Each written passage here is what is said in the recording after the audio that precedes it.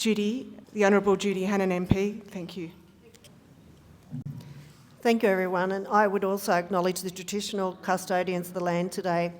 Today, I need to be really clear, this is not my electorate.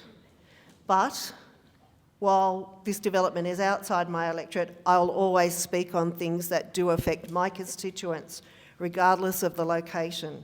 And air and water pollution does not take note of electoral boundaries.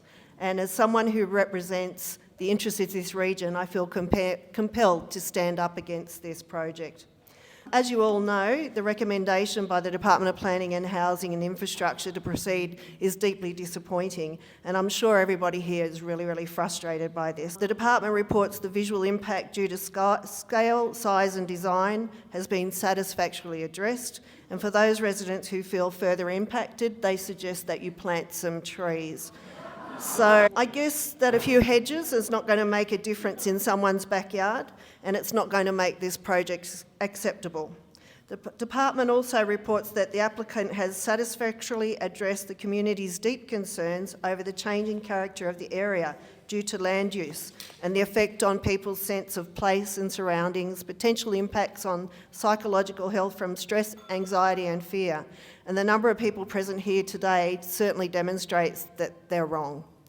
I want to acknowledge the concerns voiced by Wendy Tuckerman, the member for Goulburn, and the Wingecarribee Council, and I note that many of the new councillors are present today. And I stand with them as an independent in opposition to PlasRefine Plastics Recycling Plant. The ramification of this facility in this location is simply too great to ignore.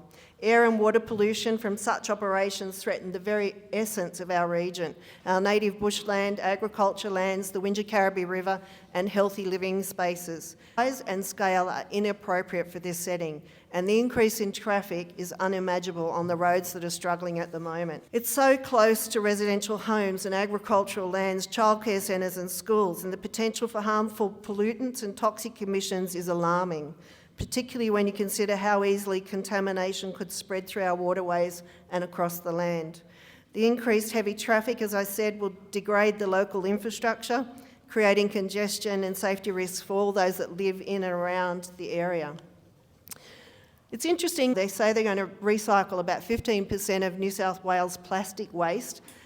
When you think about it, they have to actually operate 24/7 to do that. So if the planning department tries to appease us by placing restrictions and limiting the number of hours, that means that they're actually not recycling a whole lot of New South Wales, and the usage is very small. So I think the loss of trust in the government, if this goes ahead, will be felt for generations. And while we've had one win in getting the independent planning panel to actually come out and hear submissions in person, I don't want to discourage anybody. This is a really big fight. In the last 6 years, the IPC has approved 103 projects and rejected only 14. So it's a huge fight. So we can't afford to be complacent and say somebody else will make the submissions or somebody else will speak. I urge each and every one of you, every voice is so important. If you can't get up and speak, make a written submission.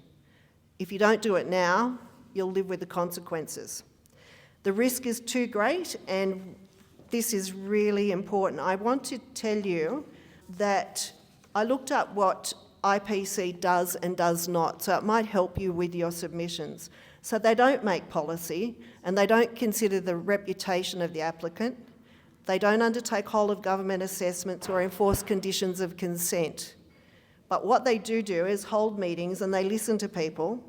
They make determinations based on legislation and policy. So they're the things you need to look at when you're making a submission. And they will publish a statement of reasons as to why they've made the decision they have. You've all been given, I believe, or there's QR codes around that tell you when the face-to-face submissions will be made. There are also information about when you can make your written submission to, and there will be an online submission that you can actually speak to. But I wish each and every one of you don't go home from here and wait to register to the last minute or wait to write the letter at the last moment. You've turned up here tonight So you need to go home and tap that little computer as hard as you can, think about what it affects, how it affects you, have a look at legislation and policy and these things, and let's all stand together. I'll stand with Wendy, I'll stand with your council, and make sure that this region gets the best outcome. Retain what we've got that's so precious to us. Let's fight together.